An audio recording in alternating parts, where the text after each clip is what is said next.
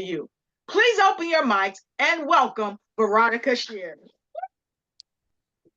Veronica, take it away. Thank you Welcome, so much, Lotus. welcome. Thank you so much. That was a beautiful introduction. Yes, everybody, I am Veronica Scheers. I am a certified end-of-life doula. I am so blessed to be on this platform with all these amazing people. All the work that Sherelle did to lead up to this wonderful day, Lotus pitching in, it's just turning out to be an amazing experience. And all the speakers that came before me and all the beautiful information they had to share, it's I'm just rising higher and higher and higher. So I get to be the one that lets you know, as if you didn't, that death is a certainty, is the one certainty we have that we are often unprepared for. And so this is what an end-of-life doula will assist you with. The preparation to take some of the stress off of the caregiver so that they can better take care of their loved one. I get to, so a doula is a companion that stands by the transitioning person and their loved ones to assist through the whole process. From a end-of-life doula is able to come into the situation earlier than hospice is allowed to. So I can come in at that moment where you hear you have a diagnosis of 3 to 5 years. How many people here have heard somebody that got a diagnosis in 3 to 5 years and 6 months later they were gone? Because no one really knows. But if we can be prepared from that moment of learning that we have 3 to 5 years, we can get all the ducks in a row, and in 6 months, you're already ready. And all the pieces are in place.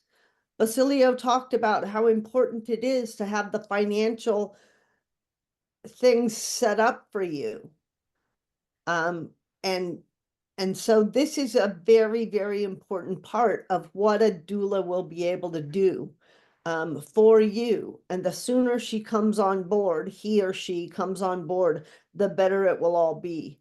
I am blessed to be able to come to the bedside of people that, and their loved ones, that just need an extra hand. So I can tell I can come into the situation and notice when the decline is starting that hospice needs to be called in on. I can come in and work with, let's get all those memories. Let's share those memories with the important people of your life before they're lost. Our elders are our biggest teachers. But if we've not had that connection with them and we lose those memories, we've lost a whole generation of information. So let's get those memories out. Let's plan. One of the biggest things that a caregiver is faced with, what am I sending my parent to, or their loved one? What am I sending them to the funeral home in? It's panic for them. Well, let's plan that outfit. Let's plan what you want to have said at your funeral. Let's just make this, I call it a funeral. Let's have a celebration of life. Let's have some fun. My funeral will have bubbles and no one is wearing black. This is the funeral that I'm making for myself. Make those decisions for your loved one. Make the decision as the transitioning person, make that decision of where you want to be buried, how you want to have that happen so that the caregiver is not boggled down with that. making a decision at the last minute on the fly, calling someone after you're already gone, and, oh, well, I'll let them take care of it. Do you know how difficult that is for your loved one when they're already grieving for you? The funeral industry loves those kind of situations because they're going to sell you the biggest thing because you're so emotional about what just happened. Don't let that happen to you. Be prepared. From scared to prepared. Death is not something to be afraid of.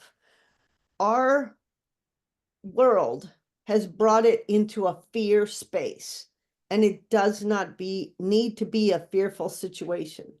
We have all these amazing people that are going to support us through the whole thing. So we're going to use the acronym DEATH. D is for the doula. Doula will help guide the dying and their loved ones through these strong situations so that they're well prepared. Make it so that the caregiver knows the signs and symptoms of what are going on so that they don't get frustrated. E, educate. Education is 90% of my job. Whether it be from learning, this is a really, really difficult one for the caregiver. The dying person slows down on eating. They're not interested in food anymore. The signal to be hungry is gone. So they don't want food. But us as a caregiver, we connect food with love. So you slave over their favorite meal. As if I cook this, they're going to just love it and they're going to eat it all. And they eat 2 bites and you're dejected and feel unloved. No, it's the cycle of the process. As they progress in their transition, they will first they stop wanting to eat. They still will take in a little bit, but the time will come when they start coughing on their food. This is a big, big sign. This shows that they're losing the muscle tone in their swallow, and it can be a very dangerous time. You're going to change from foods that they can chew to foods that are easy to swallow. Whether that's the Ensure, whether that's applesauce, pudding, any of the comfort foods that you can have that you can make easier to swallow. But the actual time will come when even those foods aren't going to work for them anymore. And that's when they start coughing and choking on that. And the biggest thing to do is immediately choose that now is the time to just use a mouth swab to keep their mouth moist. They're no longer able to swallow. Any medications they receive will be placed under their tongue so that it will be absorbed in the buccal space, because it's not going to get swallowed. But they still need some of these medications in the dying process. If we insist that they try and eat, they will end up aspirating, taking that food into their lungs, and that will actually hasten their death.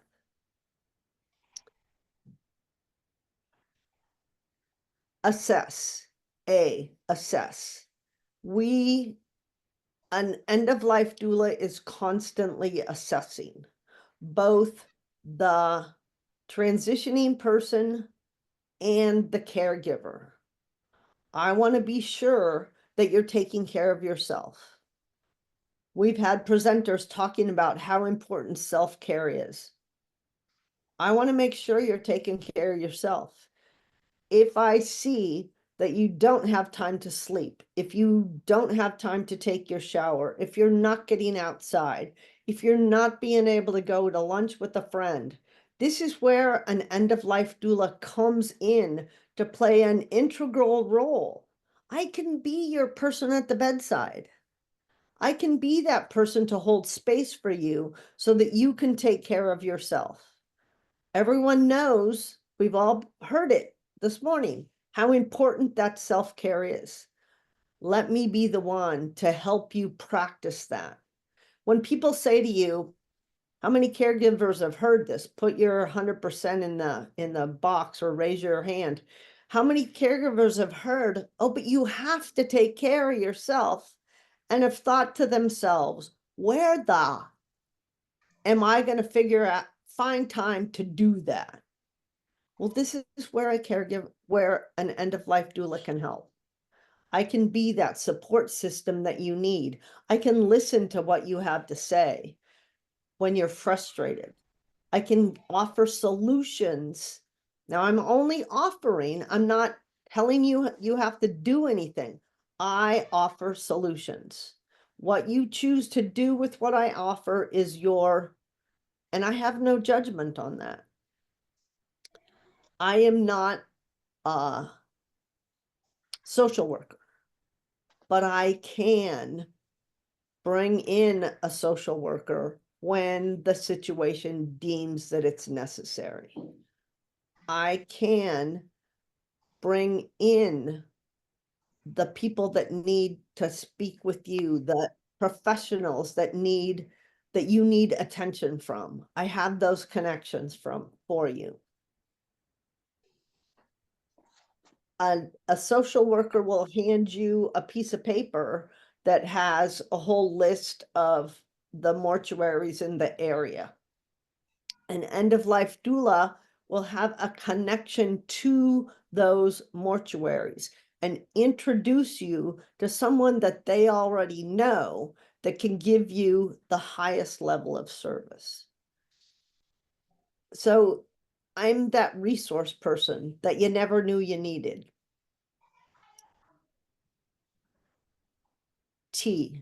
Time.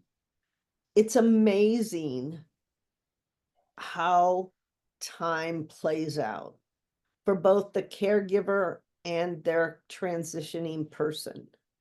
Let's make sure that we make the most of whatever time we've been given. If you've been given a diagnosis that with an expected 3 to 5 years, is there something on your bucket list that you and your loved one can do that you really, really wanted to share with them? Let's figure out a way to make that happen while you're well enough to do it. Time. Are you waiting for a certain date for something to happen? My birthday, I gotta stay alive for my birthday. Well, what if you're getting too sick to be able to do that? What if that's not going to happen? Well, time is irrelevant in that situation. Our timelines are human made. Let's make a date that's not your birthday, but can be an important day for you. Let's not wait as you get sicker and sicker to make that anniversary that you insisted you had to be alive for happen for you if you can't be well enough to enjoy it. Yes, you made it to that date, but are you having a good time? Oh, you're probably miserable, but you're trying to put on a fake face. So make it happen on your timeline, because time is human made. Time, this is the perfect time for forgiveness. It will make the passing of the loved one so much easier when forgiveness has been given and received. Who do you need to forgive? Do you need to forgive the child that you were frustrated with? That caregiver that's working so hard to take care of you, but somewhere in your past, you had a difficult relationship with them. Can you forgive them? They were doing the best they knew how. The same goes for the dying person. Can they accept forgiveness from the caregiver who may have been hurt by actions that you have done? It's a two-way street. And all the people that are so close need to be able to give and receive that forgiveness. And the dying process will be so much easier with that. H, hospice. Hospice is a wonderful thing.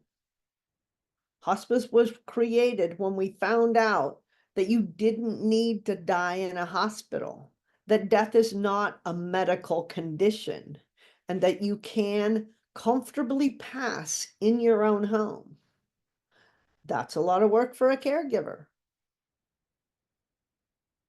But 80% of people would prefer to die at home. Whether that's humanly possible is a whole nother situation. But any attempt to get them as close as they can into that situation is a blessing for them, because it's in their heart, it's what they really wanted.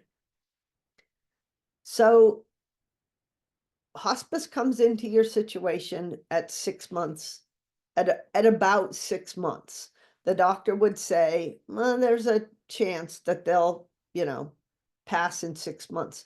That doesn't mean that they actually only have 6 months of hospice. If they continue to decline, hospice will remain with them. If they get better and aren't needing so much care, hospice will give you a extended prognosis. This is where a doula comes in a lot, because a doula can help you through that extended prognosis so that you still have a support system that you've already put in place, because I've been there since the beginning. Hospice can give you 29 more days. Research says you can get 29 more days when followed by a hospice organization. Now, my 94-year-old friend said, but what if I don't want 29 more days? I said, okay, I get it. But in some cases, those 29 more days can be the most important days for some people. So let hospice come into the situation. But hospice is limited because it's run by insurance here in America. You have like guidelines of what you're allowed and not allowed to do. So a hospice nurse can be at the bedside for an hour a week, once until you're approaching an actively dying situation. Well, but the rest of the week you might have a nurse's aide, a home health aide, but you have nobody else. That's what the doula's for. So I can supplement those times. You need to go to the doctor. Hospice won't come while you go to your doctor's appointment. A doula will. You need to go have lunch with your friend. Get outside and take a break. A doula will be there. Hospice can't. So I'm that support for the caregiver and the dying. The social worker will come. By contract, the social worker gets to see you once a month for an hour. And you're supposed to do your whole legacy, life planning, life review in an hour once a month. Well, let's do that together. I can help you with that, lead you through the questions that can build a beautiful transition. I'm not a social worker, but like I said before, we can get hospice to come if we see a problem that's forming for either the caregiver or the dying person. I just want to be there to help you, the caregiver, to hold your hand, to give you the support that's necessary to make these difficult times just so much more pleasant and comfortable for you, so that I'm not going to take away the grief. Grief is this big. And when the dying first happens, grief takes that whole entire spot. Grief does not get smaller, your world gets bigger. You will always carry that grief wherever you go. You'll never forget, but the world around you can envelop that grief and support you.